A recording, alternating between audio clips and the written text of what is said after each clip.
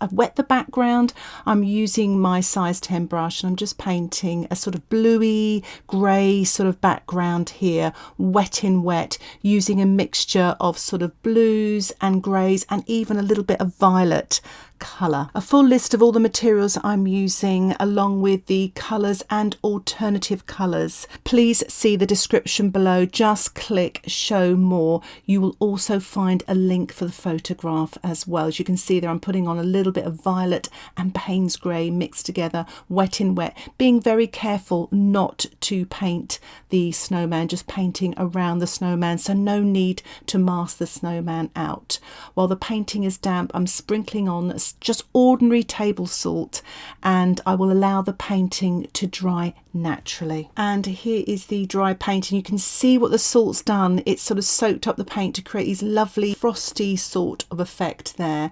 I'm painting the hat of the snowman wet on dry with my size 6 brush with a mixture of Paynes grey. As I get towards the right hand side of the hat, I'm going to dilute the brush and lighten up the right hand side to give the illusion that the light is coming from the right. You don't actually have to do this, but it just creates a little bit of depth with the snowman here. As you can see, that's what I'm doing now with my size 6 brush, and it's really quite effective. I'm just painting the side of the hat now wet on dry, still using the size 6 brush. If you find that sort of brush size is a little bit too big, just go to a smaller brush size, or if you feel quite ambitious, go to a larger brush size, whatever you feel comfortable with.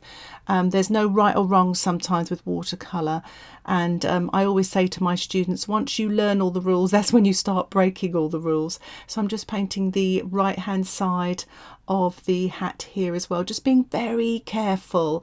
The background is dry, so there's no chance of any backruns or anything there. Always make sure your painting is dry before you paint the next stage. I'm just painting the top part of the hat here, still using the size 6 brush and just softening the front edge there, just to make the hat look a little bit paler and to create a little bit of light there as well. Again, painting very carefully around the edges. I'm painting the eyes of the snowman now, leaving a little highlight in each eye, sort of on the top right hand side there, so painting carefully around that using my size 6 brush, still working wet on dry with the Paynes grey. Just take your time, especially with small fiddly areas, and remember to breathe. So I'm painting the nose now. I've decided to go for a traditional carrot. It has to be a carrot, so I'm using red and yellow mixed up there, using my size 4 round brush. I'm painting the scarf now using some red, again working wet on dry. And take your time with these areas. If you love watercolour the way I love watercolour, it's just nice just to paint these simple shapes, add some water, really kind of make it look transparent and very Christmassy with this lovely red colour as well. You can drop in some yellows as well, wet in wet, still using my size 4 brush now. And I've just mixed up a slightly creamier red to make a darker tonal value there. I'm painting some light green here, wet on dry at the top to begin with my size 4 brush, and I'm just going to paint a darker green below it and let the darker green sort of bleed into that lighter green. Don't have your brush too wet, otherwise it will bleed too much, you'll lose the control. If you're unsure about that, just wipe the excess off on a paper towel and that will give you some control as well. And as you can see, that works quite well. I'm painting a little cast shadow here using a very watered down Paynes grey with a tiny touch of violet, but you could use a little bit of blue as well, using my size 6 brush here. And it's quite nice because it sort of makes the snowman look a little bit 3D, and he sort of sits quite nicely in that snow there as well. I'm dropping in a slightly darker colour, and that's the Paynes grey, slightly thicker, just nearest to the snowman where the shadow would be a little darker, and then painting across the front of the snowman there where the snow sort of hits the front of the snowman's body with this size 4 brush, working wet on dry. It's a slightly paler grey, and I've softened the edges here as well using a damp brush just to build up some shadow areas and to push those hard edges back. I'm wetting the foreground area with my size 10 brush. You could use a larger brush, of course, and I've just mixed up some Paynes grey with a touch of violet. It's quite dilute, just to paint some soft shadows, wet in wet, onto that snow foreground. So I'm going to allow my painting to dry again. This allows me to paint the red band around the hat here, so it doesn't bleed into the dry Paynes grey paint of the dark of the hat there, using my size 6 brush, and I'm just again lightening up the right hand side there. It really does give a little bit of pop of colour, just like the scarf and the nose and the buttons, making the snowman look very Christmassy indeed.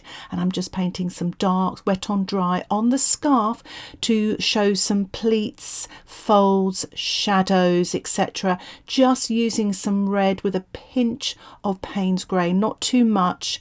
I don't want it to look too realistic. I want it to look bright and cheerful looking. So I'm just adding a little bit of a brighter red here to the front of the scarf, just getting a pinch more red just to show a little bit of darker red as the scarf curls around there, rinsing my brush and softening that edge there, wet on dry.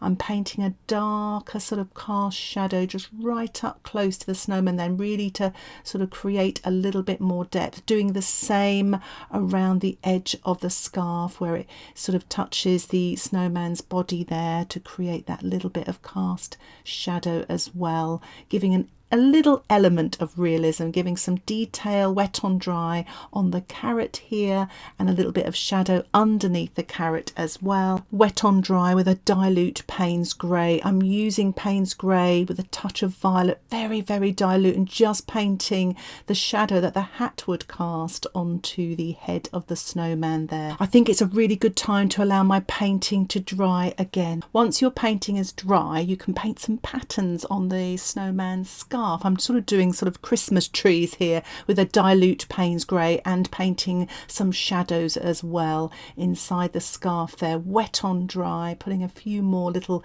Christmas trees in the front of the scarf there as well. Very sort of loose, not too much detail, it's just an impression really, and little upside down and right way up triangles and a few little dashes here and there, wet on dry. So again, I think it's a good idea to allow the painting to dry. Once dry, I'm using the bokeh technique, and I'm using a round stencil, circle stencil here, and I'm lifting off the dry paint with a wet stencil brush with clean water and just working at the paint. Watercolour isn't permanent, so it allows you to do this.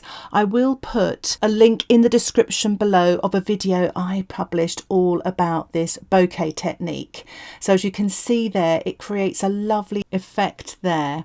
I'm actually lifting off now with a natural sponge. You could actually use a household sponge as well. Just make sure it's clean, and it just sort of work at that, lifting that paint off. Press down with your paper towel to get rid of all the excess water, and you're good to go. So I'm just sort of painting, or lifting off rather, a few more of these circles and changing the sizes as well. I think that's quite nice, and you can overlap them as well. It's quite effective. This is a really tiny circle. I thought this might look quite Christmassy here as well. So I'm just lifting off with my stencil, working at that dry paint, and then lifting off with the paper towel. So again, it's a good time to let your painting dry. I must admit my snowman is looking very Christmassy. This is white gouache. You could use white watercolour paint, white acrylic ink, and I'm using my size 10 brush, really sort of diluting the gouache slightly and spattering the paint. As you can see, I'm holding the brush horizontal to the paper,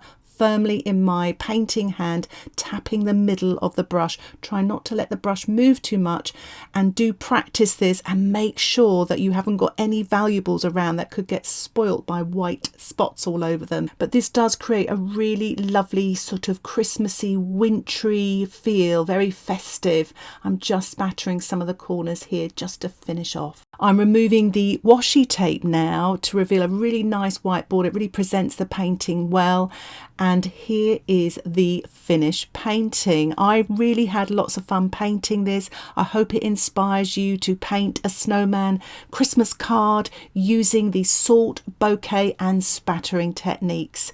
If you have any questions, please put them in the comments section below. And if you haven't already, don't forget to subscribe to my channel where you'll get updates of my latest tutorials. If you'd like to learn more about watercolour painting, why not think about joining my Patreon membership?